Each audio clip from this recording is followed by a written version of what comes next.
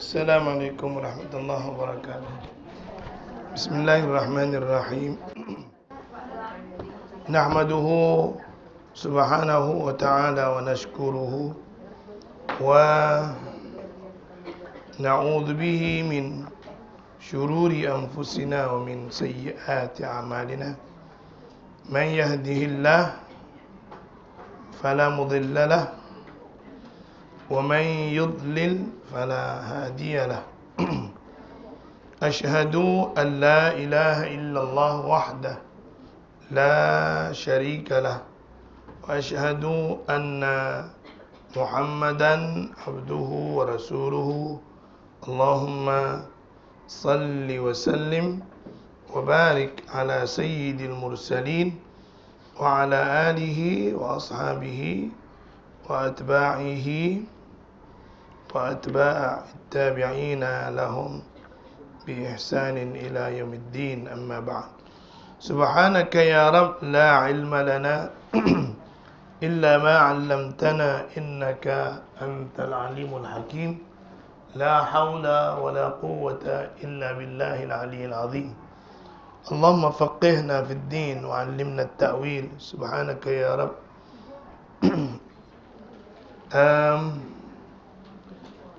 Perempuan, ibu-ibu yang dirahmati Allah Subhanahu Wa Taala, syukur kehadrat Allah Subhanahu Wa Taala hari ini dapat kita bertemu lagi untuk meneruskan bicara kita berkenaan dengan fiqh ini kan.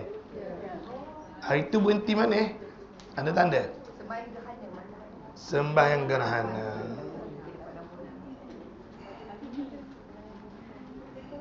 Hari ini kan bincang sembahyang gerhana.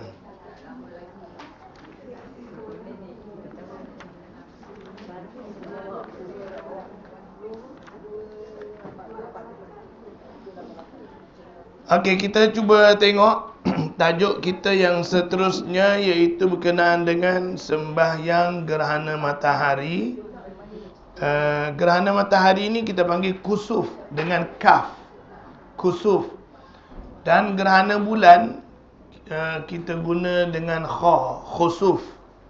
Kusuf dan khusuf. Gerhana matahari kusuf, gerhana bulan khusuf dengan kha.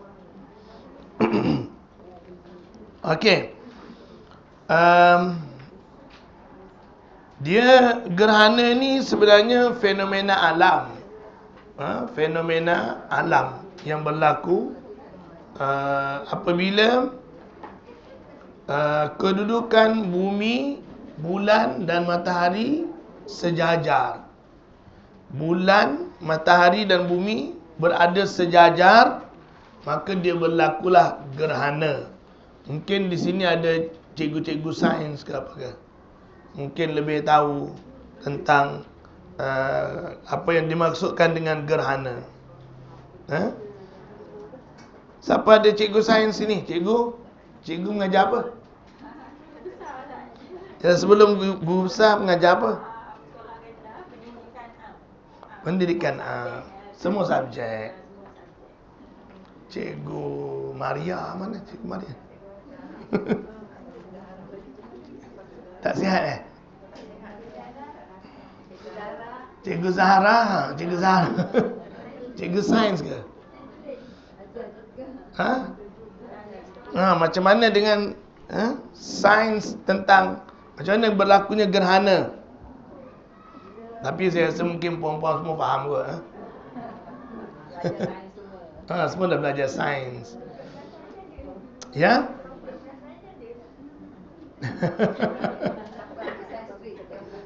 Sains stream lagi yang belajar. Jadi puan-puan, dia adalah fenomena alam yang jarang-jarang sekalilah berlaku apabila kan kita tahu bumi, bulan, matahari ni dia bergerak kan. Jadi apabila matahari tu duduk sejajar macam tu, sama ada bumi, bulan, matahari ataupun bumi, matahari, bulan, macam mana dia punya kedudukan dia bertentangan. Kalau bulan dengan matahari tu, matahari tengah-tengah, gerhana bulan. Kalau bulan tengah-tengah, gerhana matahari. Dia menghalang. Cahaya matahari dihalang oleh bulan untuk sampai ke bumi, maka jadilah gerhana matahari. Kalau cahaya matahari, cahaya bulan dihalang oleh matahari, oleh bumi, jadilah gerhana bulan. Wallahu a'lam. Itu segi secara apa namalah. Apabila berlaku gerhana, kita sebagai umat Islam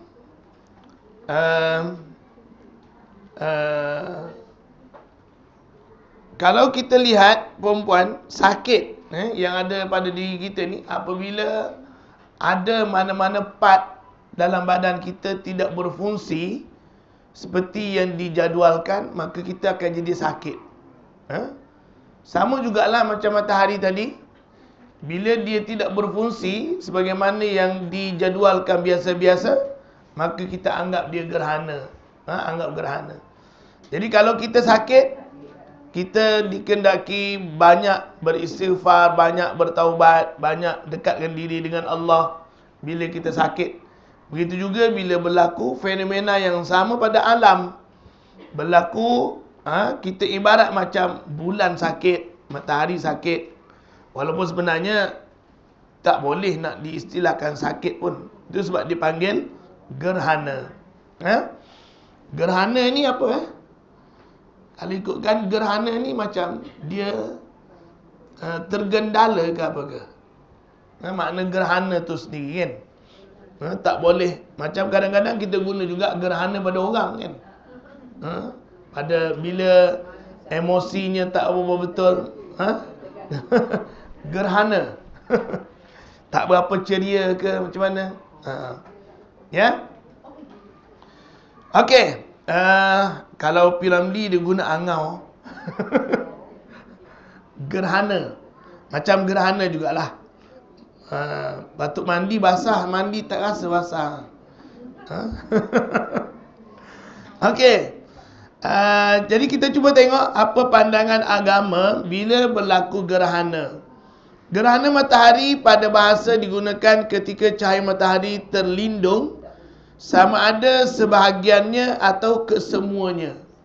Matahari ni masalah juga perempuan. Kalau dia gerhana 80% gerhana, kita tak nampak lagi gerhananya, masih cerah. Kalaulah dia gerhana tu mungkin 90 lebih peratus, barulah kita nampak redup. Itu pun tak boleh nak tengok lagi kepada matahari yang sangat baru-baru ni, sebagaimana saya maklumkan kepada perempuan, saya berkesempatan untuk jumpa dengan kumpulan yang tengok anak bulan ni. Saya tanya dia orang, boleh tak teropong matahari? Boleh ke tak boleh perempuan nak teropong matahari? Boleh, tapi terbakar mata. Nak teropong, yang tengok biasa ni pun tak larat dah nak tanggung cahaya dia kan. Guna teropong tu berapa kali ganda dia besarkan, jadi cahayanya pun akan membahayakan mata. Jadi kalau nak tengok, dia kata kena ada satu protector yang inilah yang selamatkan mata. Kalau teropong biasa tak boleh. Teropong matahari sangat panas. Cahayanya sangat kuat. Kita pun tak tahu sebenarnya teknologi yang Allah SWT guna ni memang aneh. Bagi saya, matahari ni pelik. Pelik. Sebab apa? Kalau kita fikir secara logik lah, nanti cikgu mungkin boleh jawab ke, cikgu Zahra boleh jawab. Yalah, kalau kita fikir secara logik, api lagi dekat lagi panas. Tapi matahari lagi dekat lagi sejuk. Perempuan naik ke tempat tinggi, lagi sejuk ke lagi panas? Sejuk. Jauh lagi panas. Kalau perempuan duduk di permukaan bumi yang lebih rendah daripada aras laut, perempuan akan dapati panas cuaca dia. Macam mana dia boleh menjadi panas sedangkan jauh daripada matahari? Itu yang kita ada banyak faktor lah, sains boleh jawab. Sebab benda tu memang dia menyalahi adat, tapi dia tidak menyalahi logik. Logiknya ada. Kenapa jadi macam tu? Macam kita kata, kalau kita pakai selipar, kalau heavy duty selipar tu kita pakai, dia cepat haus dan tembus. Tapi kalau perempuan guna kaki heavy duty, dia akan jadi lagi tebal, kematu. Dia ada sebab dia kan. Allah SWT jadikan macam tu ada sebab. Jadi matahari pun sama.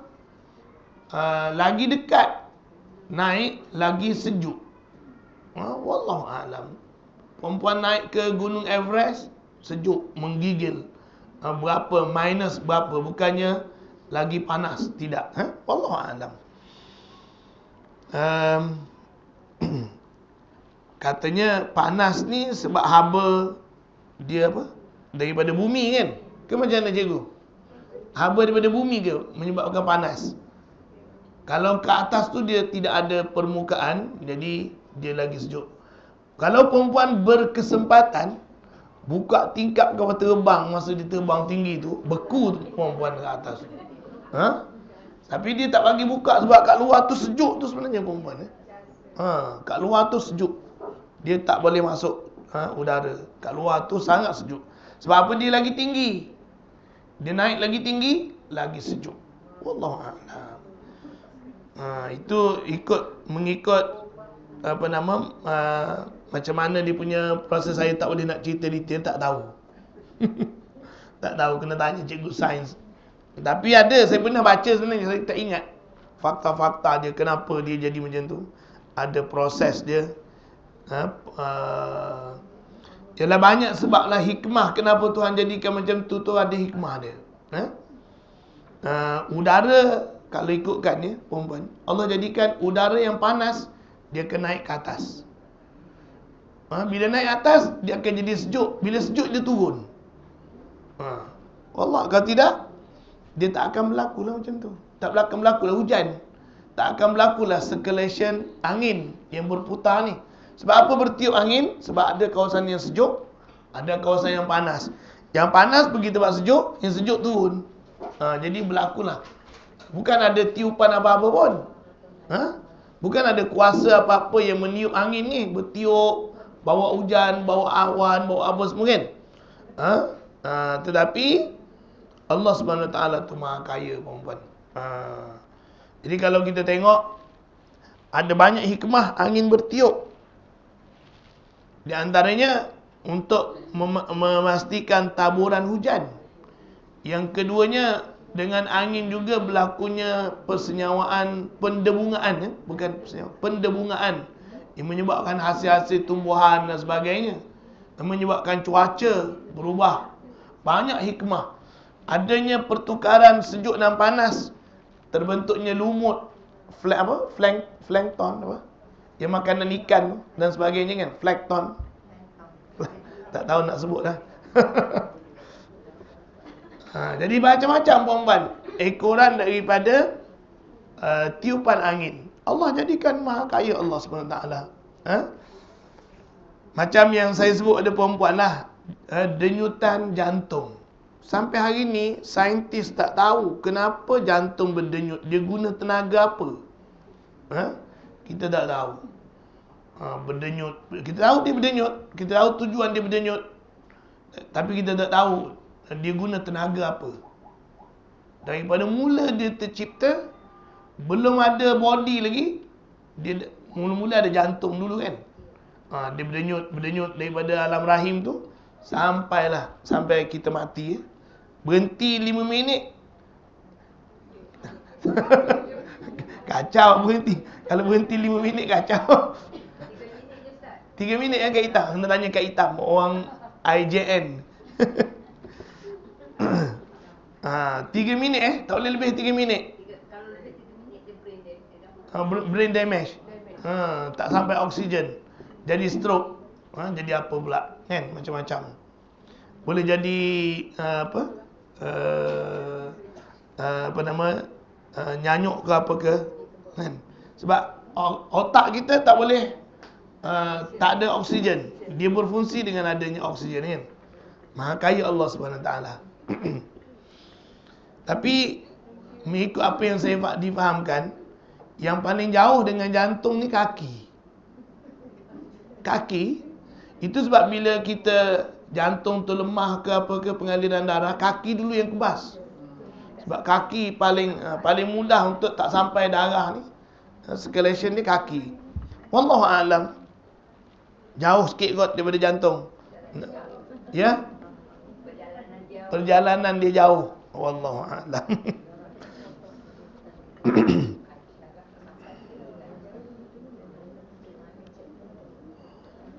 Allah jadikan manusia, perempuan, paling kurang kepalanya berada di bawah pada punggung. Masa kepala berada lebih rendah daripada punggung tu paling kurang berbanding dengan makhluk-makhluk lain. Waktu kita duduk biasa, kita tak letak kepala ke bawah pada punggung. Waktu kita makan pun tak. Waktu kita tidur pun tak. Maknanya waktu kepala bawah daripada punggung tu kadar dia sangat sikit bagi manusia jika dibanding dengan binatang. Binatang banyak makan kepala ke bawah, kan? Kita hanya ketika sujud. Memang syarat sujud mesti bahagian atas kepala lebih rendah daripada bahagian punggung yang bawah. Itu syarat sujud. Kalau sujud tu kepala lebih tinggi daripada punggung, tu tak nama sujud. Kalau ikutkan sujud yang sebenar lah. Kecuali yang diterima sebagai sujud bila kita uzur, tu lain cerita. Kalau ikutkan sujud yang normal, mesti atas kepala lebih rendah daripada bahagian bawah punggung, ataupun sama. Itu sebab dia kena punggung tu tinggikan. Tinggikan punggung. Itu terutama bagi lelaki lah.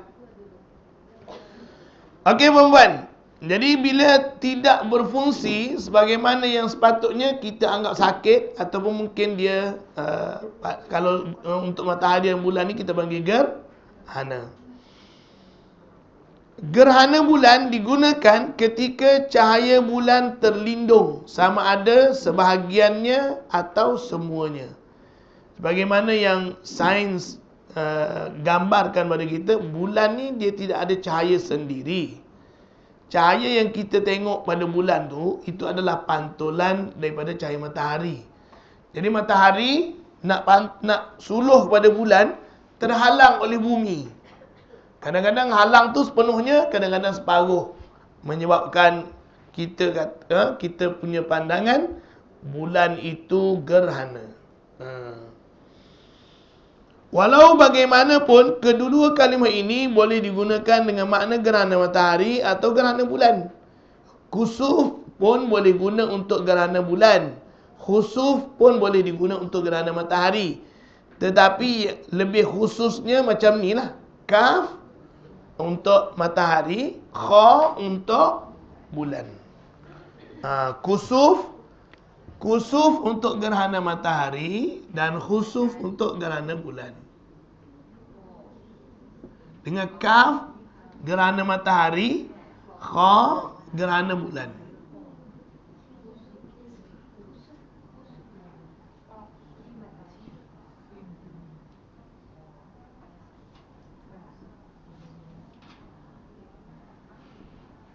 Bulan. Gerhana matahari dan gerhana bulan. Okey.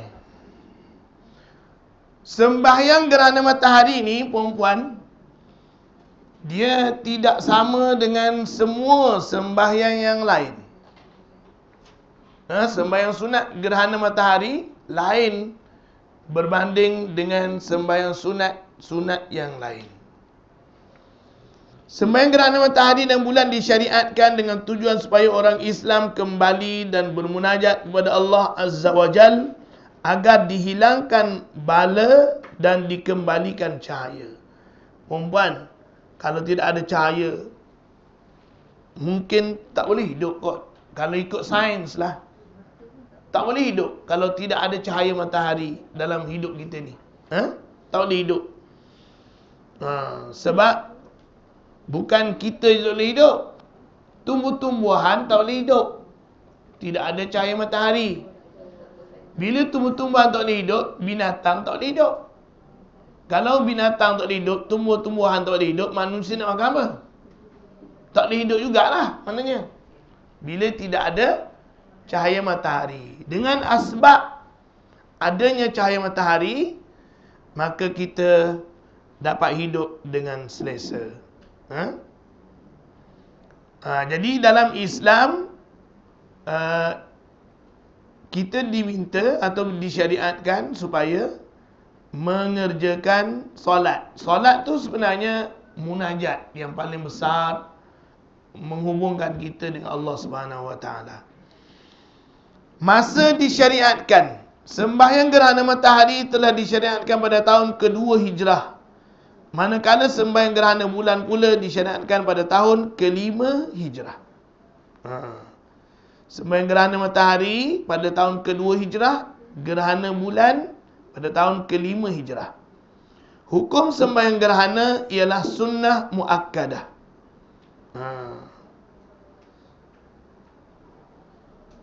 Kerana sabda Rasulullah sallallahu alaihi wasallam sebagaimana yang diriwayatkan oleh Muslim, "Inna syamsa wal qamara ayatani min ayatillah la yankasifani li mauti ahadin wala li hayatihi fa idza ra'aitum dhalika fasallu wad'u hatta yankashifa ma bikum."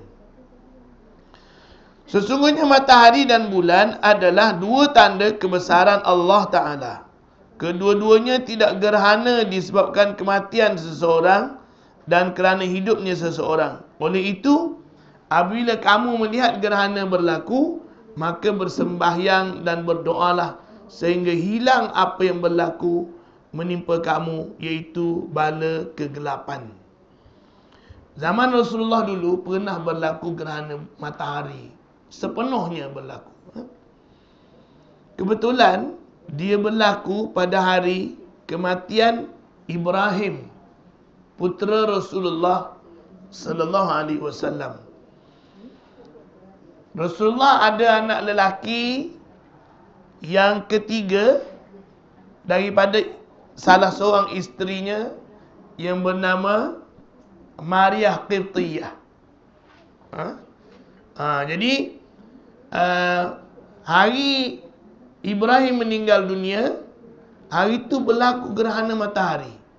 Jadi ramailah di kalangan sahabat-sahabat yang memberi komen yang tertentu, beginilah sampai gerhana anak Rasulullah mati, sampai berlaku gerhana. Matahari pun bersedih dengan kematian putera Rasulullah sallallahu alaihi wasallam. Tapi Rasulullah menafikannya. Rasulullah kata tidak. Dia berlaku bukan kerana kematian seseorang. Itu kebetulan saja. Jadi dia berlaku sebab dia dah nak berlaku. Ditakdirkan masa tu dia berlaku. Masa tu berlaku kematian putera Rasulullah sallallahu alaihi wasallam. Rasulullah sebenarnya dilihat sangat sayang kepada putera dia, Maria ni. Putera Maria ni, Ibrahim bin Rasulullah. Satu-satunya anak daripada isteri yang lain selain daripada Khadijah At-Tahirah. Jadi dah lama tak ada anak lelaki pun dah mati semua. Tiba-tiba lahir pula anak lelaki. Rasulullah sangat sayang. Sayang punya sayang, mati juga Ibrahim. Bila mati, Rasulullah menangis, menitiskan air mata. Dan Rasulullah menitiskan air mata dan pada hari tersebut berlaku gerhana matahari. Itu sebab komen Rasulullah, "Inna syamsa wal qamara ayatan min ayatillah la yankasifan li mauti ahad." Dia tidak gerhana kerana matinya seseorang, tetapi dia gerhana itu ketentuan Allah Subhanahu Wa Taala. Jadi bila berlaku gerhana, kata Rasulullah, bermunajatlah, sembahyanglah kepada Allah Subhanahu Wa Taala. Juga kerana Rasulullah sallallahu alaihi wasallam telah melakukannya. Sebab apa sunnah? Sebab Rasulullah telah buat sendiri. Rasulullah sendiri pun buat. Bila berlaku gerhana bulan, Rasulullah sembahyang gerhana bulan. Bila berlaku gerhana matahari, Rasulullah sembahyang sunat gerhana matahari. Kerana Rasulullah buat. Perintah sembahyang dalam hadis di atas tidak ditafsirkan dengan makna wajib berdasarkan hadis yang lain. Kalau kita tengok pada hadis tadi, seolah-olah macam wajib. Fa idza ra'aitum dzalika fasallu, maka adalah kamu sembahyang. Dalam kaedah usulul fiqh dipanggil verb yang diguna tu bentuk perintah. Maka hendaklah kamu sembahyang. Maka hendaklah kamu sembahyang. Selalunya kalau ayat dalam bentuknya tu dia menunjukkan makna wajib. Tetapi dalam hadis ni dia tidak menunjukkan makna wajib, kerana bila kita combine ada hadis lain yang Nabi sebut tidak menunjukkan makna wajib. Kita tengok terjemahan hadis. Seorang badui bertanya Nabi SAW tentang sembahyang 5 waktu. Dan bukan tentang sembahyang 5 waktu sebenarnya. Dia tanya sembahyang yang wajib. Manakah sembahyang yang wajib ke atas setiap orang Islam? Badui itu dah tanya. Seorang badui datang daripada pedalaman. Dia datang jumpa Rasulullah. Ya Rasulullah, apakah sembahyang yang wajib ke atas orang Islam ni? Rasulullah kata sembahyang 5 waktu. Dia tanya lagi, ada lagi tak sembahyang lain yang wajib? Rasulullah kata tak ada. Dia tanya Rasulullah, ya Rasulullah, ada tak, apakah puasa yang wajib? Rasulullah kata puasa bulan Ramadan. Ada tak puasa yang lain? Tak ada. Berkenaan dengan tanggungjawab harta, ada tak harta yang kita wajib sedekahkan? Harta zakat. Keluarkan zakat. Selain daripada zakat, ada tak yang wajib? Rasulullah kata tak ada. Maka badui itu pun berpaling daripada Rasulullah. Semasa dia jumpa dengan sahabat-sahabat tu, dia cakap, aku nak buat yang wajib je, yang sunat aku tak nak buat. Nak buat sembahyang 5 waktu saja, puasa bulan Ramadan saja, zakat saja nak keluar, sedekah sunat minta maaf. Jadi Rasulullah kata, kalau dia benar, dia masuk syurga. Kalau dia benar, dia masuk syurga. Maknanya walaupun tak buat yang sunat, buat yang wajib je, tapi betul-betul lah kena buat kakao lah perempuan. Maka dia boleh dah, layak dah kita untuk masuk syurga. Pada waktu yang sama dia menunjukkan bahawa yang wajib hanya sembahyang fardu. 5 waktu saja. Itu sebab Imam Syafi'i dia ubah fatwa dia. Fatwa pendapat lama, Imam Syafi'i berpendapat sembahyang witir wajib. Sembahyang witir wajib. Tapi bila dia pindah ke Mesir, dia kata sembahyang witir sunat. Tapi dalam mazhab Hanafi kekal wajib. Sembahyang witir ni wajib. Jadi berpandukan kepada hadis ni lah, tak ada yang wajib lain selain daripada 5 waktu. Maka itu je lah, pegang je lah. Itu pun sahih. Hadis sahih Bukhari dan Muslim. Jadi bila kita combine dua hadis ni nampak macam wajib, perintah sembahyang lah. Tapi bila ada hadis lain, tidak boleh kita kata wajib. Kalau wajib nanti menyalahi hadis yang tadi pula. Jadi berarti di sini perintah ni dia ada banyak jenis. Ada perintah untuk menunjuk, memberi petunjuk. Ada perintah, maksud Rasulullah ni bukan wajib, tapi sekadar nak beritahu ada sembahyang sunat gerhana tu boleh buat, disyariatkan, buat. Begitu. Dan Rasulullah buat juga sembahyang gerhana matahari. Hukum, kalau dari segi hukumnya perempuan, sama macam hukum sembahyang sunat hari raya, gerhana matahari, gerhana bulan. Hukum dia sama. Cara pun sama, kalau ikutkan. Sama macam sembahyang sunat hari raya. Disunatkan kita keluar sembahyang beramai-ramai untuk sembahyang bila berlaku gerhana matahari dan gerhana bulan. Disunatkan berjemaah. disunatkan berjemaah ada khutbah untuk sembahyang gerhana bulan dan gerhana matahari. Baca nyaring ke baca tak nyaring semasa sembahyang berjemaah ni khilaf di kalangan ulama. Ada ulama yang berpendapat sembahyang gerhana matahari senyap, sembahyang gerhana bulan nyaring sebab malam. Gerhana matahari tak ada berlaku malam. Kalau berlaku pada waktu malam tu kira pelik jugalah. Mataharinya tak ada, macam mana nak gerhana? Baru-baru ni ada berlaku gerhana matahari kan? Masa kita tengok anak bulan Zulhijjah, ada berlaku gerhana matahari, tapi sebelah-belah Europe sana, belah US. Ke mana tak tahu. Tempat kita tak ada. Dia berlaku gerhana penuh dekat sana. Sebab masa saya pergi tu, dia cakap ada beberapa pegawai yang pergi ke sana. Dia orang yang kaji bulan, bintang, matahari ni, dia akan kejar perempuan kalau berlaku gerhana matahari ni. Sebab dia nak pergi, nak tengok pengalaman nak tu bukan senang, bukan selalu berlaku. Okey perempuan, di segi hukumnya adalah sunnah muakkadah, kerana Rasulullah pernah buat dan Rasulullah juga pernah cakap. Dari segi hadis perempuan, kalau kita jumpa hadis satu benda, satu perkara Rasulullah buat dengan yang Rasulullah cakap, mana lebih kuat? Segi pendalilan. Buat ke yang cakap? Sebenarnya kalau dari segi fiqh, dia kata yang cakap lebih kuat. Yang Rasulullah buat, sebab banyak lagi benda lain kita kena nilai. Kadang-kadang ada yang Rasulullah buat yang tidak dibenarkan kepada orang lain. Kalau dia buat tapi dia tak perintah, kadang-kadang tidak menjadi syariat. Kadang-kadang ada setengah yang Rasulullah buat dilarang orang lain buat. Tapi kalau yang dia suruh, itu memang confirm. Itu adalah perintah.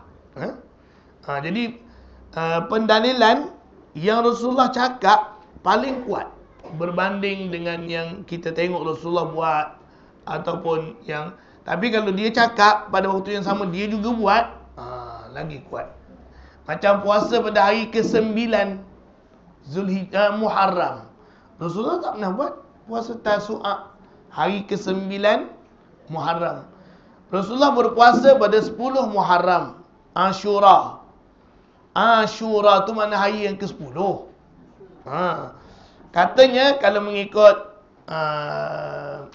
sejarahnya, Rasulullah berpuasa daripada sebelum Islam. Sebab orang-orang jahiliah berpuasa pada hari Ashura. Orang Arab Mekah berpuasa pada hari Ashura.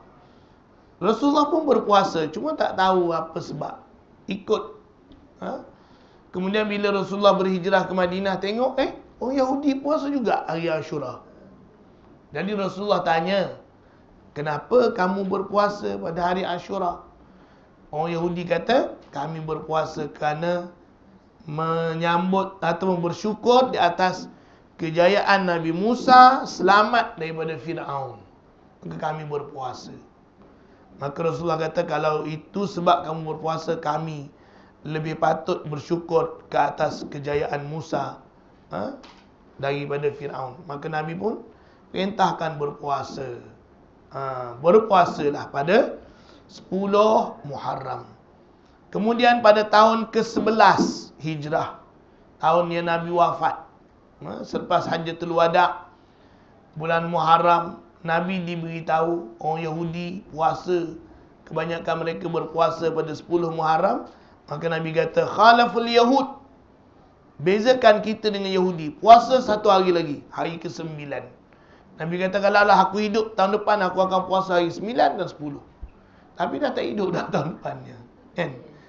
Jadi Nabi cakap, walaupun dia tak pernah buat. Jadi kita disyariatkan puasa pada 9 dan 10 Zulhijjah. Muharram, minta maaf. 10 Muharram. Kalau katakanlah 9 tu tak dapat nak puasa, mungkin ada banyak halangan dan sebagainya. Jadi para ulama berpendapat tujuan Nabi suruh puasa 9 tu supaya bezakan kita dengan Yahudi. Tak boleh, ada banyak halangan, 9 tak boleh puasa, kenduri lah, apalah itu gini macam-macam. Puasalah 10 dan 11. Hari ni puasa jugalah. Pada sesiapa yang nak berpuasa. Tak nak puasa, tak apa juga, sunat. Tidak ada sunat. Tapi di puasa, di antara puasa sunat yang besar fadilatnya ialah puasa hari Ashura. Mana selain daripada hari Arafah, hari Ashura, puasa besar. Sunat tu pahalanya besar, digalakkan sangat-sangat. Maknanya puasa semalam dan puasa juga hari ni, ataupun puasa hari Sabtu dan hari Ahad. Kalau tak boleh juga, boleh ke tak puasa hari Ahad saja? Boleh. Tidak menjadi haram. Cuma tidak digalakkan puasa sehari. Walaupun Rasulullah kalau ikutkan hanya puasa sehari. Puasa sehari sajalah. Rasulullah dulu puasa sehari sebab dia tak sempat puasa kan. Pilih yang mana Ustaz? Ya? Pilih hari yang mana? Kalau puasa sehari. Hari, dia puasa utamanya Ashura. Hari lain tu sekadar nak kembarkan, nak bezakan dengan Yahudi saja. Okey, sembahyang gerhana matahari dan bulan sunat dilakukan secara berjemaah dan diseru ketika hendak mendirikannya dengan kalimah as-salatu jami'ah. As-salatu jami'ah itu sembahyang yang menghimpunkan, berjemaah lah maksudnya. As-salatu jami'ah rahimakumullah. Bila nak sembahyang sunat gerhana bulan, gerhana matahari, sembahyang sunat hari raya, sembahyang sunat dia tidak ada iqamah macam iqamah sembahyang fardu. Jadi iqamahnya begitu je lah, as-salatu jami'ah. Jadi puan-puan, kalau mengikut apa yang kita belajar, sekali lagi saya ulang, hanya 5 atau 6 sembahyang sahaja yang digalakkan berjemaah.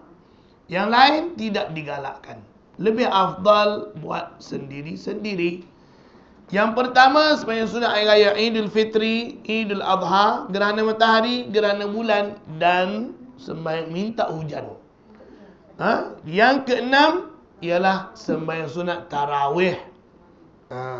Sembahyang qiyam pada bulan Ramadan.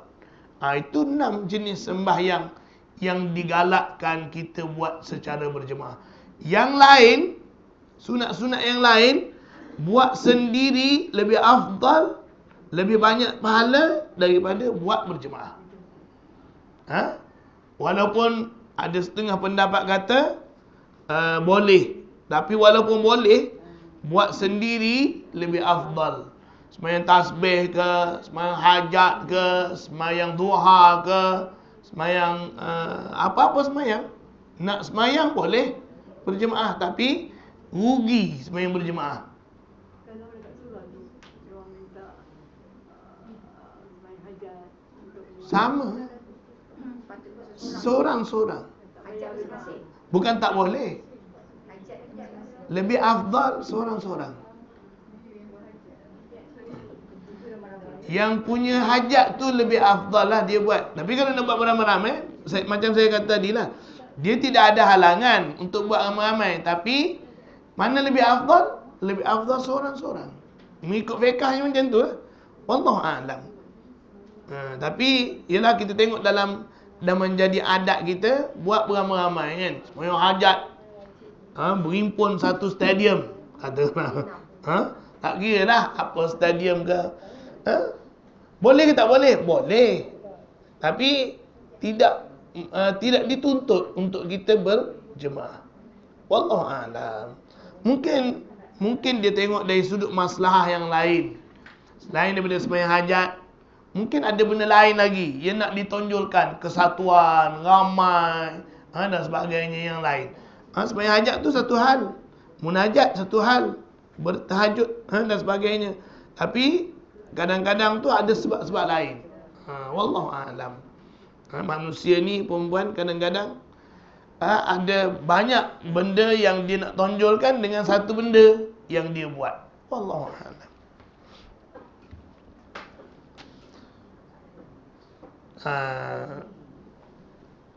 Cara mendirikan sembahyang gerhana. Sebelum tu saya nak tanya, siapa yang pernah sembahyang solat gerhana? Individu pun boleh. Kalau mengikut mazhab Syafi'i, boleh dilakukan secara individu. Sama macam sembahyang sunat hari raya, boleh kalau kita nak buat secara individu. Tak sempat pergi ke surau, ke masjid, sudah dah sembahyang raya. Balik rumah sembahyang. Selagi belum masuk waktu Zuhur, boleh sembahyang sunat hari raya. Seorang tak payah baca khutbah lah cikgu Nanti tak ada orang nak dengar. Tiang pula angguk-angguk, nanti takut seorang-seorang baca khutbah. Orang lalu tepi rumah, kenapa? Apa hal pula ni? Cikgu baca khutbah seorang-seorang Jadi kalau seorang tak payahlah baca khutbah. Sunat. Tapi ada setengah mazhab, dia berpendapat tak sunat. Sunat secara berjemaah, kalau seorang tidak disyariatkan. Ada mazhab yang berpendapat gitu. Jadi kalau perempuan ada dengar orang cakap, tak boleh sembahyang seorang, itu pendapat dalam mazhab lain. Ataupun mungkin pendapat yang tidak utama dalam mazhab Syafi'i. Dalam mazhab Syafi'i, pendapat yang utamanya digalakkan sembahyang secara berjemaah. Tapi kalau tak sempat ataupun boleh juga diterima sembahyang seorang-seorang. Wallahu a'lam. Okey, sembahyang gerhana ni secara ringkasnya saya nak beritahu kepada perempuan, dia 2 kali rukuk, 2 kali sujud untuk 1 rakaat. Tapi boleh juga kalau kita nak buat sekali rukuk sahaja setiap rakaat. Macam sembahyang biasa, boleh juga. Tapi yang disyariatkan mengikut mazhab Syafi'inya 2 kali rukuk. Kalau kita tengok kepada hadis, ada pelbagai riwayat tentang hadis. Ada yang kata rukuk 3 kali. Ada riwayat rukuk 4 kali. Sampai 6 kali ada rukuk. Mana riwayat tu? Ada riwayat kata rukuk sekali. Ada kata 2 kali. Ada kata 3 kali. Ada kata 4 kali. Ada kata 5 kali. Ada riwayat yang mengatakan rukuk 6 kali untuk 1 rakaat. Mazhab Hanafi, mazhab Hanafi ke Maliki, saya tak ingat. Tak pasti, kurang pasti. Mereka sembahyang gerhana semacam biasa. Tak ada banyak kali rukuk. Sembahyang macam sunat biasa. Sekali rukuk dan 2 kali sujud. Sebab apa? Sebab dia kata sebenarnya sahabat keliru. Nabi sendiri tak pernah cakap rukuk 2 kali. Tapi pengalaman sahabat sembahyang bersama dengan Nabi.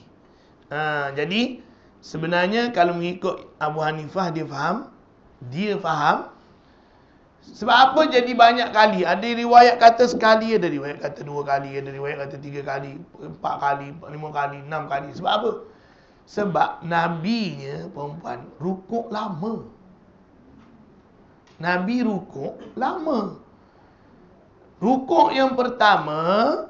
Rukuk yang pertama seperti membaca 100 ayat surah Al-Baqarah. Lama perempuan. Agaknya lebih setengah jam agaknya rukuk. Rukuk saja. Jadi di kalangan sahabat ada yang keliru. Agaknya bangun. Tak Nabi tak bangun. Ada yang bangun 2 kali, ada yang bangun 3 kali, ada yang bangun 4 kali, ada yang sampai 6 kali bangun. Itu mengikut apa yang Abu Hanifah faham. Sebenarnya dia kata Nabi hanya sekali saja. Itu mengikut Abu Hanifah. Jadi dalam mazhab dia, sembahyang gerhana, sujud macam rukuk macam biasa. Tak ada 2 kali. Tapi dalam mazhab Syafi'i, dia tengok riwayat yang paling banyak 2 kali. Banyak-banyak riwayat tu, riwayat mana paling banyak? Riwayat yang mengatakan Nabi rukuk 2 kali. Jadi 2 kali. Qiyam, baca Fatihah, baca surah, Allahu Akbar, bacalah Subhana rabbiyal a'la, Subhana rabbiyal azim 100 kali. Sebenarnya kalau 100 kali tu tak padan lagi tu, pendek lagi. Sebab Subhana rabbiyal a'la wa bihamdi tu pendek sangat tu, nak banding satu ayat surah Al-Baqarah. 2 kali, 3 kali baru sama satu ayat. Maknanya kalau 100 ayat surah Baqarah tu, saya punya pandangan lah, mungkin paling kurang 300 kali Subhana rabbiyal a'la tu. Subhana rabbiyal a'la, Subhana rabbiyal a'la. 300 kali perempuan. Menitik air liur. Apa dah?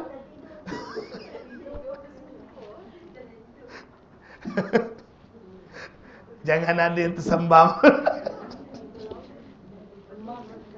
Wallahu a'lam. Tak, benda sunat dia tak paksa, buat setakat mana yang mampu. Kalau mampu buat macam tu dipersilakan lah. Tapi saya memang minta maaf awal-awal tak mampu. Tak mampu kan. Nak sujud, nak berdiri lama, tak mampu. Wallahu a'lam, mungkin perempuan stamina kuat bagus. Hari-hari duduk panjat bukit. Yang mana kuat lah perempuan kan. Boleh, tak ada hal. Naik basikal ke hari-hari berpuluh-puluh kilometer sehari. Atau apa saja. Mungkin boleh lah stamina kuat. Saya ni al-maklum, macam-macam penyakit lah. Muda lagi. Macam-macam penyakit lah. Sakit lutut, sakit macam-macam. Jadi tidak mampu, buat setakat mana yang mampu. Kalau ikutkan yang sunatnya, qiyam yang pertama baca surah Al-Baqarah sepenuhnya, 286 ayat.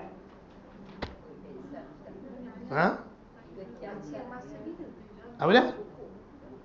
Masa qiyam lah. Qiyam pertama lepas Fatihah, surah Al-Baqarah daripada awal sampai akhir. 3 jam tak?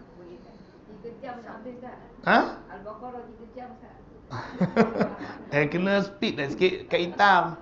Kenalah speed sikit, tak boleh lah baca slow sangat. Cari orang yang laju-laju boleh. Sebab bagi orang yang hafal Quran, dia boleh baca satu juzuk 15 minit. Mungkin kurang. Kalau lancar boleh perempuan baca satu juzuk 15 minit. Kalau surah Al-Baqarah tu lebih kurang 2 juzuk, tak sampai 2 juzuk setengah pun. Maknanya dalam setengah jam atau 40 minit lah mungkin. 40 minit. Ataupun kita katakanlah 1 jam. Untuk qiyam yang pertama 1 jam.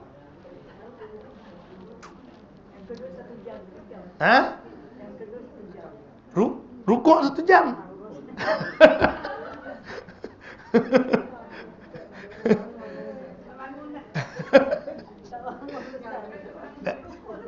Perempuan, kalau perempuan macam tu, kali pertama dan kali terakhir lah.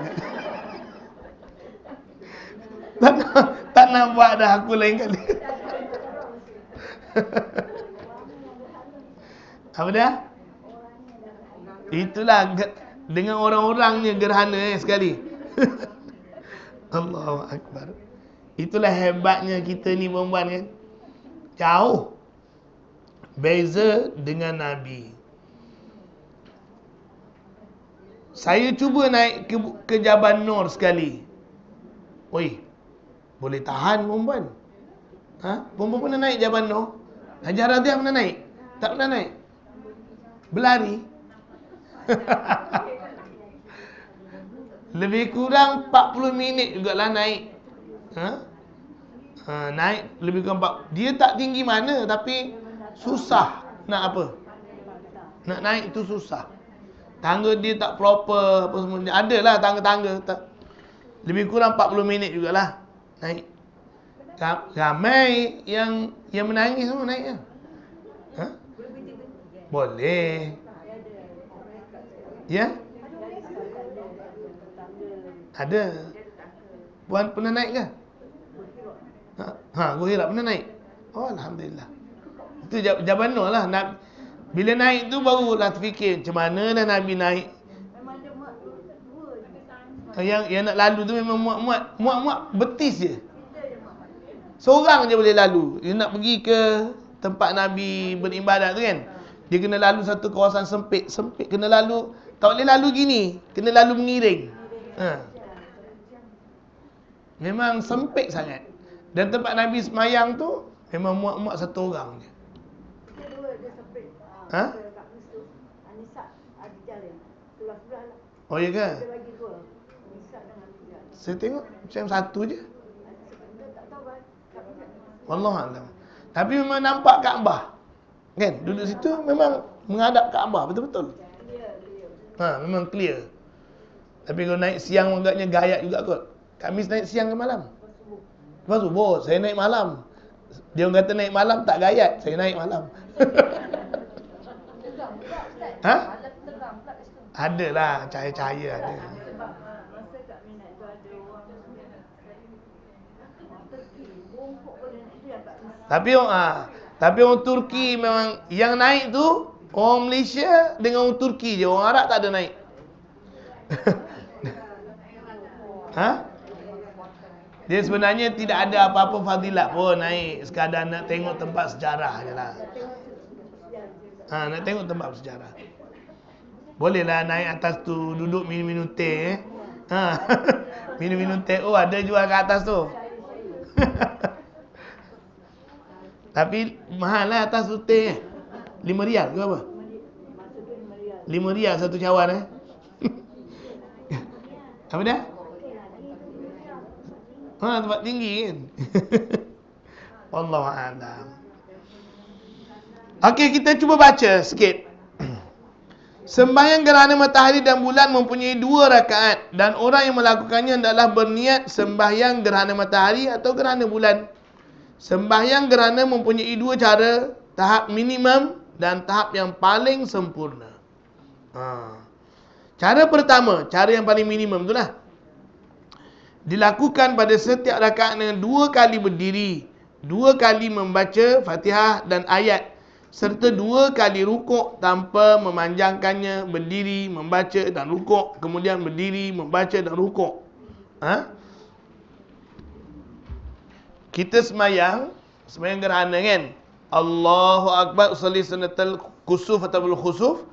Raka'ataini lillahi ta'ala, Allahu Akbar, baca Fatihah. Kalau mengikut mazhab Syafi'i, kalau gerhana bulan, nyaring. Kalau gerhana matahari, senyap. Tapi ada juga pendapat yang kata nyaring. Saya sebenarnya secara peribadi, saya lebih setuju dengan nyaring. Sebab, saya tengok sembahyang yang disunatkan berjemaah ni semua nyaring. Walaupun siang. Sembahyang raya, nyaring. Sembahyang Jumaat, bila dilakukan secara berjemaah, nyaring. Jadi saya lebih bias kepada yang nyaring lah. Walaupun pendapat yang kuat dalam mazhab Syafi'i tak nyaring.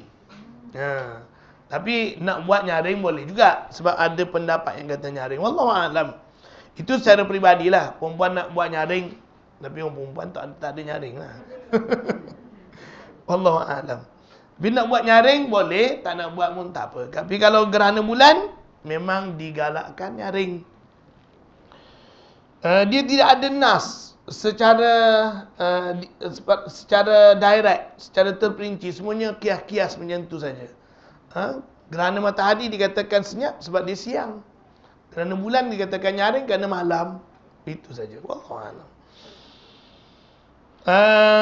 Cara pertama dilakukan pada tiap-tiap rakaat dengan 2 kali berdiri. 2 kali qiyam. Allahu Akbar, baca Fatihah, baca surah, rukuk. Allahu Akbar lagi, baca Fatihah, baca surah lagi. Dan rukuk, Sami Allahu liman hamidah, kemudian barulah kita sujud. Sujud pun 2 kali juga macam biasa. Sujud pertama, duduk dan turun sujud. Dan sujud kedua, bangun lagi untuk qiyam yang ketiga. Qiyam yang ketiga, sama juga baca Fatihah, baca surah. Apa-apa surah lah, kuliah Allah pun tak apalah membana. Apa-apa pun tak apa, mana-mana. Tak baca pun tak apa, baca Fatihah je. Sebab sunat kan. Tapi kalau nak yang lebih afdal tu nanti kita tengok kejap lagi. Kemudian Qiyam yang ketiga, untuk rakaat pertama, kedua, baca Fatihah, baca surah, kemudian rukuk, Allahu Akbar, baca Fatihah, baca surah lagi, kemudian rukuk lagi sekali. Iktidal, sami Allahu liman hamidah, kemudian sujud. Bila sujud, yang ketiga, pertama, duduk yang terus sujud, sujud yang kedua, tahiyat, dan bagi salam. Lepas tu, sunat kita membaca khutbah. Itu minima. Kalau mengikut dalam kitab ni, dia sebut, dia kata kalau kita nak buat macam biasa pun boleh. Sekali qiyam je. Tiap-tiap rakaat, sekali qiyam. Boleh. Tidak menjadi halangan. Dan sah sembahyang gerhana jika didirikan dengan 2 rakaat, dengan 2 kali berdiri dan 2 kali rukuk, seperti sembahyang Jumaat. Mana boleh juga, macam sembahyang biasa. Tetapi dia dianggap telah meninggalkan fadilat sembahyang tersebut kerana berlawanan dengan apa yang dilakukan oleh baginda Rasulullah sallallahu alaihi wasallam. Cara yang kedua, iaitu cara yang paling sempurna. Iaitu cara yang paling sempurna dilakukan pada setiap rakaat 2 kali berdiri. Pada setiap berdiri dibaca bacaan yang sangat panjang. Dibaca selepas Fatihah, qiyam yang pertama surah Al-Baqarah sepenuhnya, atau surah-surah lain yang sama panjangnya pada berdiri kali pertama.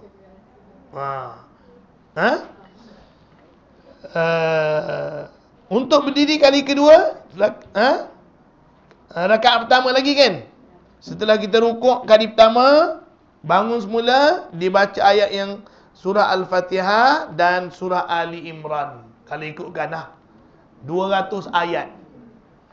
Perempuan.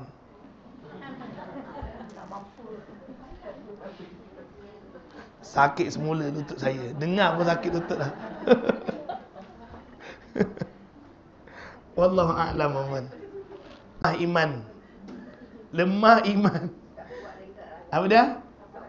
Saya masa bujang-bujang saya cuba juga baca surah Al-Baqarah 1 rakaat. Menggigil. Betul, saya cuba. Sebab dulu-dulu masa tengah-tengah menghafal tu, umur belasan tahun, cuba nak sembahyang, nak baca surah Al-Baqarah seorang-seorang lah. Tak boleh, menggigil lutut ni. Lama rasanya. Itu seorang-seorang. Saya baca agak laju tu masa tu. Lebih kurang 40 minit. Masa tu boleh baca surah Al-Baqarah 40 minit. Sekarang tak boleh lah. Dia banyak lupa. Kena ulang-ulang baru boleh. Dulu masa tak ada kerja boleh. Banyak masa. Jadi perempuan, itu pun tak larat. Kalau nak baca, nak rukuk, tak pernah lagi lah. Saya belum pernah cuba lagi lah rukuk sampai 100 ayat ni. Kalau perempuan biasa buat, rukuk 100 kali. Terjatuh biji mata pun. Infection. Tambah-tambah yang baru buat operation kan. Terjatuh kantar mata. Wallahu a'lam. Jangan main perempuan. Yang baru-baru buat operation tu, dia punya apa, bendalih dalam mata tu boleh mengalir pergi. Boleh jadi macam-macam penyakit lain. Kalau tak mampu, tak payahlah paksa kan. Tapi dia orang ni memang stamina kuat perempuan. Dia bukan kali ni je semayang macam ni. Nabi boleh kata tiap-tiap malam. Tiap-tiap malam surah Al-Baqarah 1 rakaat untuk semayang malam. Ada riwayat, banyak riwayat juga, beberapa riwayat Nabi semayang rakaat pertama Baqarah dan Ali Imran. Ali Imran 200 ayat, Al-Baqarah 286 ayat, 486 ayat. Dekat 5 juzuk perempuan, 4 juzuk. Dengar pun hebat, dengar kagum lah. Tapi kita memang tak mampu lah perempuan. Wallahu a'lam. Saya memang mengaku terang-terang memang tak mampu pun. Manakala bacaan berdiri kali pertama, rakaat kedua sekadar 150 ayat. Rakaat kedua 150 ayat. Surah An-Nisa. Lepas Fatihah surah An-Nisa. Berdiri kedua, rakaat kedua, maknanya berdiri qiyam yang terakhir, 100 ayat. Maknanya kalau ikutkan yang Nabi buatnya suratul Maidah. Lepas Fatihah baca surah Al-Maidah. Allah, puan-puan. Itulah hebatnya sembahyang gerhana matahari ni. Memang betul kata puan, silap kita yang gerhana dulu ni. Allah. Kemudian apabila rukuk, maka dipanjangkan sehingga menyamai lebih kurang bacaan dengan 100 ayat. Rukuk kedua dipanjangkan 80 ayat. Rukuk ketiga sekadar 70 ayat. Dan rukuk keempat sekadar 50 ayat. Yang tu pun pakai tak dah tu pun mana. Tak bercita-cita. Apabila sembahyang telah sempurna, maka imam bangun berkhutbah dengan 2 khutbah. Rukun-rukun dan syarat-syaratnya adalah sama dengan 2 khutbah Jumaat, dengan mendorong orang ramai supaya bertaubat dan melakukan kebaikan, serta memberi ingatan agar tidak lalai dan tidak terpedaya. Kalau ikutkan, maknanya dalam khutbah tu apa benda fokusnya? Fokus mengajak orang bertaubat. Bertaubat. Imam At-Tirmidzi meriwayatkan daripada Samurah bin Jundub tu bukan Jundub radhiyallahu anhu, bahawa dia berkata, kami telah sembahyang gerhana matahari bersama Nabi sallallahu alaihi wasallam. Kami tidak mendengar suara bacaan daripadanya. Maknanya kalau mengikut Samurah bin Jundub ni, dia kata dia tak dengar Nabi baca. Jundub Al-Bukhari dan Muslim meriwayatkan daripada Aisyah radhiyallahu anha, Nabi SAW menyaringkan bacaan pada sembahyang gerhana bulan. Nabi nyaringkan bacaan sembahyang gerhana bulan. Itu riwayat yang sahih. Yang tadi tu sebenarnya tak berapa kuat dari segi sanad dia. Hadis riwayat At-Tirmidzi. Yang kat bawah, jadi bagi mereka yang baca nyaring juga pada sembahyang gerhana bulan, gerhana matahari, dia kias dengan dalil yang sahih. Bukan dia tak pakai dalil yang tak berapa kuat. Wallahu a'lam. Difahami daripada kedua-dua hadis di atas bahawa hadis pertama membawa maksud sembahyang gerhana matahari kerana ia berlaku pada siang hari, dan hadis kedua membawa maksud sembahyang gerhana bulan kerana ia berlaku pada waktu malam. Di antara dalil yang menunjukkan cara yang kedua ialah hadis riwayat Al-Bukhari dan Muslim daripada Aisyah radhiyallahu anha, gerhana matahari telah berlaku pada masa hidup Nabi sallallahu alaihi wasallam. Baginda sallallahu alaihi wasallam keluar ke masjid, kemudian baginda berdiri dan bertakbir dengan diikuti oleh orang ramai di belakangnya. Baginda membaca bacaan yang panjang, kemudian bertakbir, lalu rukuk dengan rukuk yang lama. Kemudian baginda mengangkat kepalanya sambil berkata, Allah mendengar mereka yang memujinya. Maksudnya sami Allahu liman hamidah. Tuhan kami, Rabbana, bagimu, wahai Tuhan kami, bagimu segala pujian. Rabbana lakal hamd. Kemudian berdiri semula serta membaca bacaan yang panjang tetapi kurang sedikit daripada bacaan ketika berdiri yang pertama. Manakala ikut Nabi ni, rukuk pertama, bangun tu sami Allahu liman hamidah, Rabbana lakal hamd, kemudian baru baca Fatihah semula. Mengikut. Kemudian baginda bertakbir dan rukuk dengan rukuk lebih pendek daripada rukuk yang pertama. Kemudian baginda berkata, sami Allahu liman hamidah, Allah mendengar. Tu dia tulis makna dia terus. Kami, Tuhan kami, bagimu segala pujian, Rabbana lakal hamdu, dan terus sujud. Menurut riwayat yang lain, baginda telah memanjangkan sujudnya, kemudian baginda lakukan pada rakaat kedua seumpama yang dilakukan pada rakaat pertama sehingga sempurna empat kali rukuk. Iaitu 4 kali rukuk dan 4 kali sujud, dan matahari mula muncul sebelum baginda selesai sembahyang. Kemudian baginda bangun berkhutbah kepada orang ramai dengan dimulakan pujian yang selayaknya bagi Allah Ta'ala dan bersabda, Sesungguhnya matahari dan bulan adalah dua tanda daripada tanda-tanda kebesaran Allah. Kedua-duanya tidak gerhana disebabkan kematian seseorang dan tidak kerana hidupnya seseorang. Oleh itu apabila kamu melihat kedua-duanya berlaku, maka kembalilah kepada sembahyang, berdoa kepada Allah Subhanahu Wa Taala. Dan di riwayat yang lain Rasulullah SAW bersabda, apabila kamu melihat berlaku demikian gerhana matahari atau bulan, maka berdoalah kepada Allah, bertakbir, bersembahyanglah serta bersedekahlah. Peristiwa gerhana matahari yang disebut dalam hadis di atas adalah bertepatan dengan hari anak baginda yang bernama Ibrahim meninggal dunia. Dan orang-orang Islam pada masa jahiliah sebelum mereka memeluk Islam percaya bahawa salah seorang pembesar telah mati apabila berlakunya gerhana bulan atau matahari. Jadi daripada zaman jahiliah, zaman berzaman, mereka pegang gerhana matahari dan gerhana bulan ni kerana ada seorang besar mati, berjawatan tinggi mati, gerhana matahari dan berlaku gerhana bulan dan sebagainya. Oleh itu disangkaan tersebut masih wujud ketika melihat gerhana matahari yang berlaku tepat pada hari anak baginda iaitu Ibrahim meninggal dunia. Dengan itu Rasulullah SAW membatalkan dakwaan tersebut dengan sabdanya, kedua-duanya tidak berlaku kerana disebabkan kematian seseorang atau kerana hidupnya seseorang. Kemudian jika sembahyang gerhana itu adalah untuk matahari, maka bacaan adalah diperlahankan. Manakala jika untuk gerhana bulan, bacaan adalah dinyaringkan dan dikuatkan. Imam juga hendaklah beri amaran kepada orang-orang ramai, orang-orang Islam agar tidak lalai dan tertipu. Sembahyang gerhana tidak diqadha.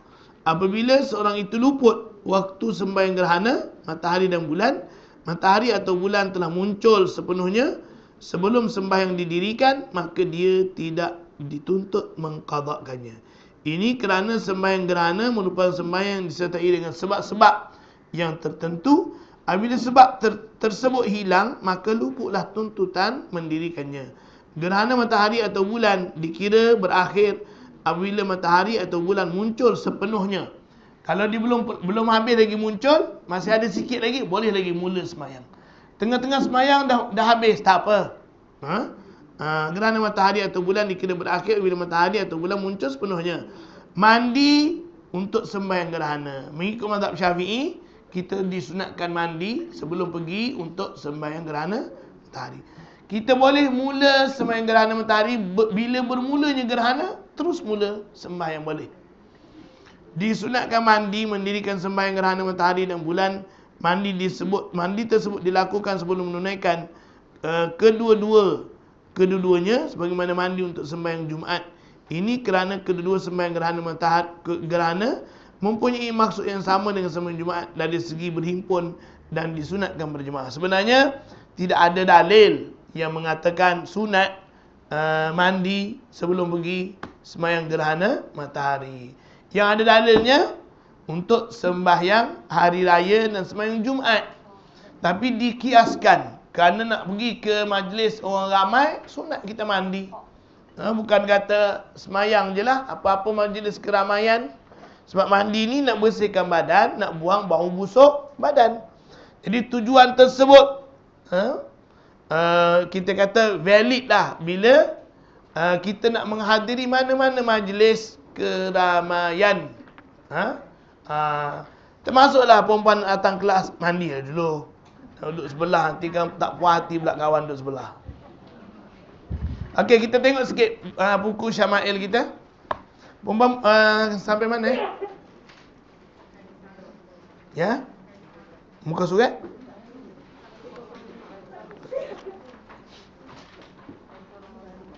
Kain sarung Rasulullah sallallahu alaihi wasallam.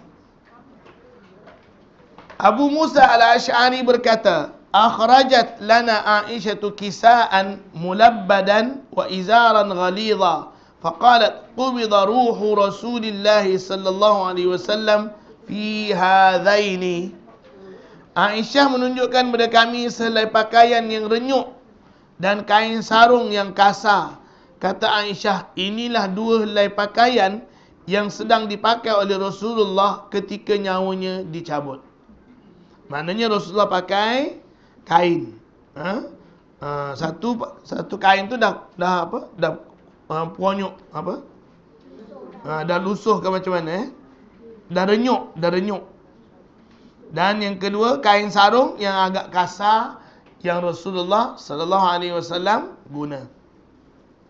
Hadis ini bertaraf sahih, diriwayatkan oleh Tirmizi, Bukhari, Muslim dan Abu Daud.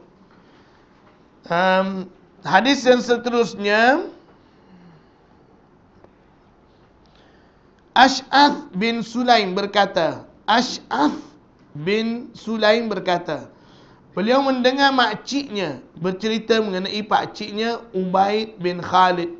Kata Ubaid, Baina ana amshi bil Madinah idza insanun khalfi yaqul irfa' izaraka fa innahu atqa wa abqa.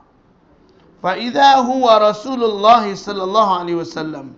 Fa qultu ya Rasulullah innama hiya burdatun malha. Qala amma laka fiyya uswatun. Fa nadhartu fa idza izaruhu ila nisfi saqaihi. Perempuan, semasa aku berjalan di Madinah, tiba-tiba seorang menegurku dari belakang. Angkatlah kain sarungmu supaya ia tidak kotor dan tidak cepat rosak. Rupa-rupanya yang menegurku itu adalah Rasulullah sallallahu alaihi wasallam. Lalu aku berkata kepada Rasulullah, wahai Rasulullah, yang aku pakai ini hanyalah selai kain yang bergaris hitam putih.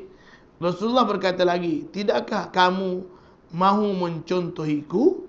Lantas aku melihat hujung kain Rasulullah sallallahu alaihi wasallam berada di tengah-tengah betis baginda sallallahu alaihi wasallam. Jadi kalau kita tengok pada mana-mana hadis pun, perempuan, memang Rasulullah dia pakai kain separuh betis, paling singkat separuh betis, paling labuh di atas pada buku lali. Maknanya Rasulullah banyak hadis dia larang kita memakai pakaian bawah daripada buku lali bagi lelaki. Bagi perempuan, Nabi membenarkan pakaian perempuan lebih sejengkal daripada kaki. Sejengkal lebih daripada kaki. Maknanya labuh lebih daripada kaki. Sebab dulu dia tidak ada stokin. Berjalan memang sapu macam tu. Berjalan macam tu. Habis kena apa-apa kat jalan, itu dimaafkan. Apa yang kena di jalan-jalan tu, itu dimaafkan. Memang kan kita belajar dalam fiqh, apa yang kena pada pakaian kita di tepi jalan, dalam perjalanan, dimaafkan.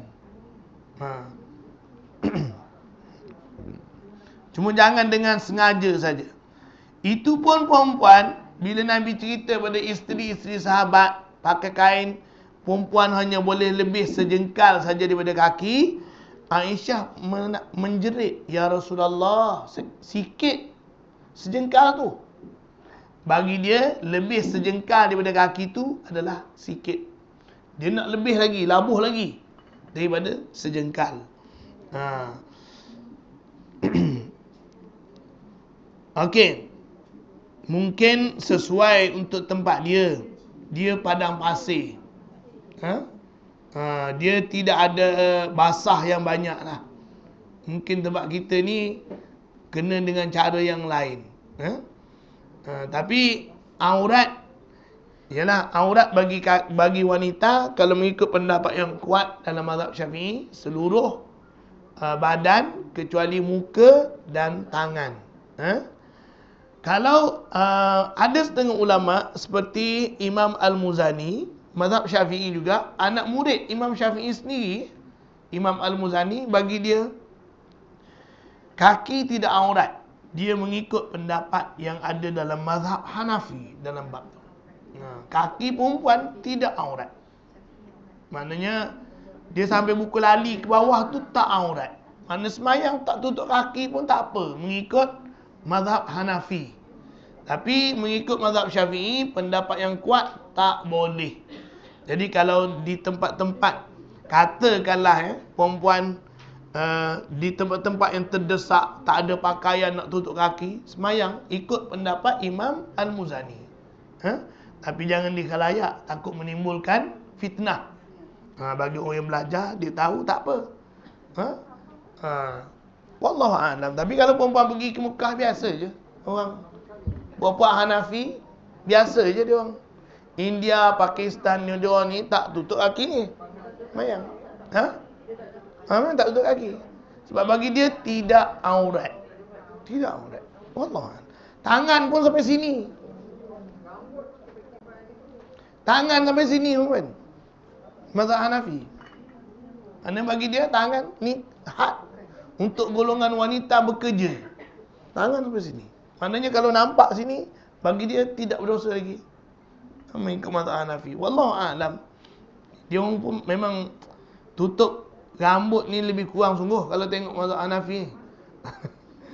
Saya ingat dekat universiti yang saya belajar di Tanah Arab, kerani-kerani lah. Dia universiti tu semua pelajar lelaki. Tapi ada pekerja-pekerja perempuan. Yang mana muda-muda tu perempuan, Allah Rabbi, rambut berjambul-jambul kat depan tu semayang macam tu dia pakai, macam tu lah semayang. Macam tu lah semayang, rambut berjambul-jambul. Tak tahulah mazhab Hanafi dia macam mana, tak tahu. Kau ada pandangan yang boleh, saya pun tak tahu pasti. Tapi pendapat yang utama, tak pernah pula saya tengok rambut boleh. Wallahu alam. Mungkin sikit boleh, banyak tak tahu. Wallahu alam. Sebab dalam mazhab Hanafi, perempuan, pakaian, bagi dia darah tu macam orang yang kerja menyembelih binatang. Kalau darah kurang daripada 1/4 pakaian, masih boleh solat. Darah kurang daripada 1/4 pakaian, masih boleh pakai untuk solat bagi orang yang kerja tu. Sebab bagi dia sukar. Tiap waktu nak tukar, lepas tu nak pergi pula pasar, nak semayang, nak kerja pula. Bagi dia sukar. Jadi semayang je lah dengan pakaian tu. Kalau mekanik, foreman, itu tak ada masalah. Walaupun comok hitam, itu tak najis. Dia boleh semayang. Pakai itu, pakaian dia kerja tu. Sebab dia tak najis. Walaupun hitam. Comot dengan minyak tu, tak apa. Tak najis. Semayang boleh. Wallahu a'lam. Cuma kita rasa macam tak sedap lah. Oi, semayang apa ni, berlumut. Wallahu a'lam. Okey, perempuan.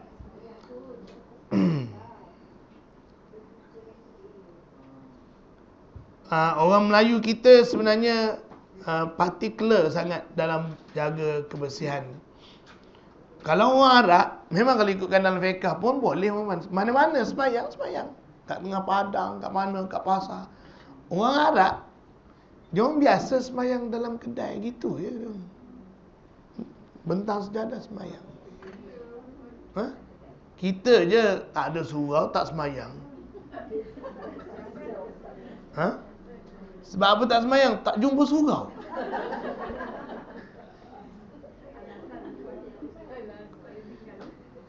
Kalau perempuan saya pergi ke Jordan, lagi perempuan ke airport pun tak ada surau.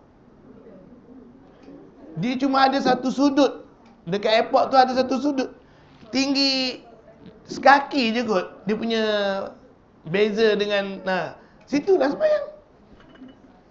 Ada ruang gitu, bukan surau proper, tak ada. Kalau perempuan pergi tanya kat kedai, mana tempat semayang? Tanya kat kedai-kedai, kita pergi ke bandar mana tempat semayang? Dia tunjuk, tu semayang. Pergi semayang situ. Gitu je. Semayang. Sebelah kursi dia duduk, dia tak kisah. Kita tanya nak semayang, dia bagi je. Habis kita, tak adalah tempat proper. Kita ni je. Kita ni nak kena ada tempat yang proper, baru nak semayang. Satu sudut bagus. Tapi takut satu sudut membebankan kita sendirilah. Itu je lah takut. Kalau tak membebankan, jangan pula tak ada surau sampai tak semayang. Itu satu kesilapan. Ya. Kiblat agak-agak boleh, agak-agak ni arah kiblat boleh. Cari agak-agak lah matahari. Kita dipanggil ijtihad. Kita ijtihad sendirilah. Berpandukan pada bukti-bukti matahari gini. Ni ke arah sini kot. Semayang. Agak yakin sikit kalau tu, semayang. Sah, insya-Allah. Lepas tu ada orang cerita, arah kiblat belah sini, tak apa. Tak perlu ulang. Tak perlu ulang. Kalau dia cakap masa kita tengah semayang, kena ubah. Tapi kalau dah lepas baru dia cakap, jalan. Halal. Tengah semayang tu orang cakap salah kiblat Ustaz. Kena ubah. Kena ubah. Tak payah berhenti. Pusing. Sambung rakaat dah. Ha? Pusing ya. Pusing. Sambung rakaat. Sambung. Bergerak tak ada masalah. Bergerak kerana perlu tak ada masalah. Salamah bin Aqwa berkata, "Kana Uthman bin Affan ya'taziru ila ansafi saqaihi wa qala hakadha kanat izratu sahibi," yakni an-nabi sallallahu alaihi wasallam. Uthman bin Affan memakai kain sarung sehingga setengah betis beliau dan berkata, "Beginilah cara sahabatku memakai kain sarung." Yang dimaksudkan dengan sahabat itu ialah Nabi sallallahu alaihi wasallam. Hadis juga sahih. Maknanya Nabi memang kebiasaannya memakai separuh betis. Itu mengikut sunnah lah. Wallahu a'lam. Di bawah pakaian lelaki, bawah buku lali ni sebenarnya khilaf. Ada sebagian ulama kata makruh, ada sebagian ulama kata haram. Ada sebagian ulama kata haram sekiranya ada sombong, ada perasaan sombong. Kalau tidak ada perasaan sombong, makruh. Wallahu a'lam. Sebab hadisnya ada banyak riwayat. Ada riwayat dia mengatakan haram, di dalam neraka. Ada macam-macam lah riwayatnya yang disebut oleh Nabi sallallahu alaihi wasallam. Hudzaifah bin Yaman berkata, "Aqada Rasulullah sallallahu alaihi wasallam bi'adalati saqi aw saqihi faqala hadha mawdi'ul izar fa in abaita fala haqqa lil izari fil ka'bain." Rasulullah memegang betisku atau betisnya lalu berkata, "Inilah batas hujung kain sarungmu. Jika kamu tidak suka, jangan pula membiarkannya sampai menutupi kedua buku lali, mata kaki." Ka'bain itu makna buku lali. Cuma Ka'bain ni ada dua makna dalam bahasa Arab. Satu makna buku lali. Buku lali tu apa? Yang ada kiri kanan kan? Satu lagi Ka'bun juga makna dia bahagian depan kaki yang bahagian tinggi sikit tu. Itu bagi setengah mengatakan Ka'bun tu itu. Setengah yang kiri kanan kaki dulu. Maknanya ada dua, sebelah kaki ada dua. Kalau yang bahagian tinggi itu ada satu je lah. Dua tu maksudnya untuk dua kaki. Wallahu a'lam. Jadi ada dua pendapat di dalam Islam. Tapi Ahlus Sunnah wal Jamaah berpegang yang dimaksudkan dengan Ka'bain ialah yang dua kiri kanan bagi setiap kaki. Bukan tempat tinggi yang ada di bahagian atas kaki. Rasulullah, hadis ini juga bertaraf sahih, dilaporkan oleh Qutaibah bin Sa'id daripada Abul Ahwas, daripada Abu Ishaq, daripada Muslim bin Nadir yang bersumber daripada Hudzaifah bin Al-Yaman. Hudzaifah bin Yaman. Kita berhenti setakat itu dulu hari ini. Subhanakallahumma bihamdika. Tangguh dulu. Subhanakallahumma bihamdika. Asyhadu an la ilaha illa anta astaghfiruka wa atubu ilaik. Bismillahirrahmanirrahim. Alhamdulillahi rabbil alamin wassalatu wassalam ala Rasulillah wa ala alihi wa ashabihi wa atba'ihi ajma'in. Allahumma anfa'na ma 'allamtana wa 'allimna ma yanfa'una. Allahumma innaka 'afuwwun karimun tuhibbul 'afwa fa'fu 'anna wa 'an walidina wa an dhabil huquq 'alaina wa 'an jami'il muslimin wal muslimat bi rahmatika ya arhamar rahimin. Walhamdulillahi rabbil alamin.